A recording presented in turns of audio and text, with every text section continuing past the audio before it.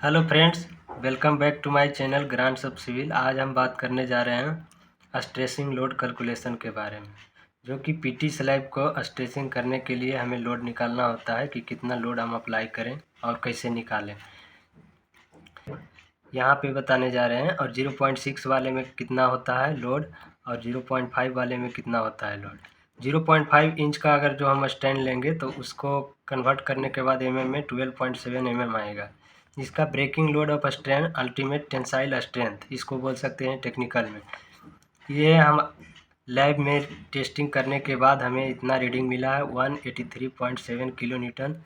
ये आपको जब जाइएगा लैब में टेस्ट कीजिएगा तो पता चलेगा आपको कि कितना रीडिंग आया है। ये अपना क्या आया है, 0.5 का ब्रेकिंग लोड आया है और 0.5 का ब्रेकिंग लोड इतना आ गया है। अब आगे बढ़ते हैं, देखते हैं मोनो जैक का रैम एरिया कितना होता है।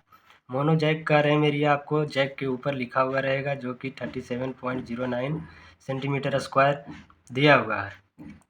इसे आप चेक कर सकते हैं कैलिब्रेशन रिपोर्ट पे, वहाँ पे भी आपको मेंशन किया हुआ रहेगा कि अपना मोनो जैक का रैम एरिया कितना है। अब स्टेप 1 की तरफ बढ़ते हैं। लोड कैपेसिटी, ये अपना ब्रेकिंग लोड था। ब्रेकिंग लोड 183.7 किलो न्यूटन था, उसका लोड कैपेसिटी निकालेंगे।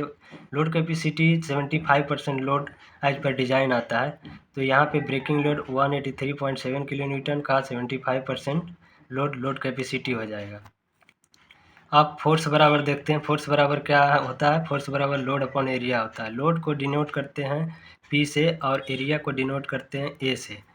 तो लोड की जगह पे क्या आएगा, यहाँ पे लोड कैपेसिटी आएगा। लोड कैपेसिटी आ गया और एरिया के जगह पे क्या आएगा, जैक रैम एरिया आएगा। लोड कैपेसिटी अपना कितना निकल के आया था, 183.7 इंटू 75%।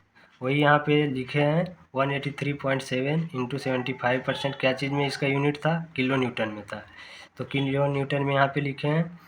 अब मोनो जैक का रैम एरिया 37.09 सेंटीमीटर स्क्वायर है, जो कि जैक रैम एरिया के स्थान पे लिखेंगे तो 37.09 सेंटीमीटर स्क्वायर लिखे हैं। उसके बाद इसका कैलकुलेशन करेंगे 183.7 इंटू 75%। अब इसका किलो न्यूटन को न्यूटन में कन्वर्ट करेंगे तो 1000 से मल्टीप्लाई करना होगा। उसके बाद यहाँ पे हमारा सेंटीमीटर स्क्वायर में दिया हुआ है, इसको स्क्वायर में कन्वर्ट करने के लिए हम क्या करेंगे, 100 से मल्टीप्लाई करेंगे। तो यहाँ पे 100 से मल्टीप्लाई किए, उसके बाद हमारा फोर्स कितना आ गया, 37.14 न्यूटन पर स्क्वायर। किसमें आ गया, न्यूटन पर स्क्वायर में आ गया। अब यूनिट कन्वर्जन करेंगे। 1 न्यूटन स्क्वायर बराबर होता है 10.197 kg पर सेंटीमीटर स्क्वायर। ये अपना क्या आ गया, unit conversion. Unit conversion 1 Newton बराबर इतना होता है, इसलिए 37.14 गुने 10.197 से मल्टीप्लाई करेंगे तो ये क्या चीज़ में कन्वर्ट हो जाएगा, केजी पर सेंटीमीटर स्क्वायर में। तो इसको मल्टीप्लाई करने के बाद अपना आंसर आएगा 378 केजी पर सेंटीमीटर स्क्वायर आ गया। ये क्या आ गया, हमारा फोर्स आ गया। फोर्स आ जाने के बाद हमें एक पॉइंट और लेके चलना पड़ता है। वो पॉइंट क्या है, जैक लॉस। जब भी हम लोड अप्लाई करते हैं तो जितना लोड डालेंगे उतना लोड उस पर नहीं रह पाएगा, थोड़ा वो स्लिप करेगा, लॉस होएगा जैक का। इसलिए यहाँ पे आज पर जैक एफिशिएंसी टेस्ट रिपोर्ट, जो कि हर एक साल कम से कम साल में एक बार जैक का एफिशिएंसी टेस्ट करवाया जाता है, जो कि 0.0 से लेके 2% तक होता है। तो यहाँ पे हम लिए हैं 2%। तो यहाँ पे देखिए 378 का 2% कितना आएगा, 378 तो ये अपना पहले से लोड निकाल चुके हैं।